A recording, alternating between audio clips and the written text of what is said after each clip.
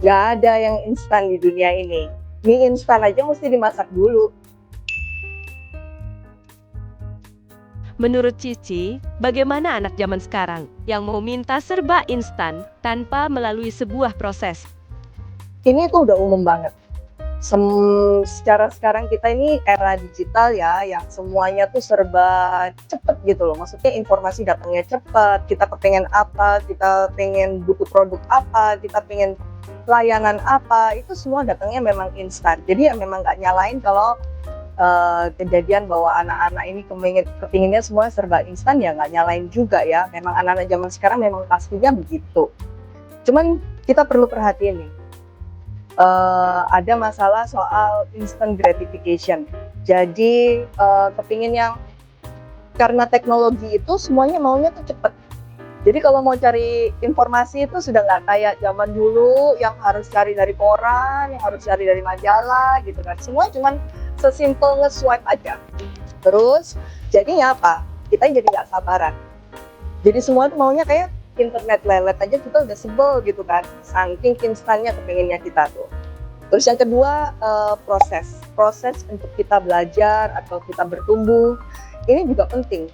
Karena saking kepinginnya kita instan itu, jadi apa? Kita jadi nggak bisa kayak nggak sabar gitu ya. Jadi ya kalau udah nggak sabar, kalau misalnya katakan ada kegagalan sedikit aja, atau ada tantangan, atau ada kesulitan, maunya tuh langsung cepet cari solusi yang serba instan juga. Nggak pingin lagi direntet, kenapa ya kok bisa ada begini, kenapa ya kok bisa ada begitu. Pokoknya maunya langsung cepet beres gitu kan. Terus juga jadinya ada perubahan nilai sama harapan.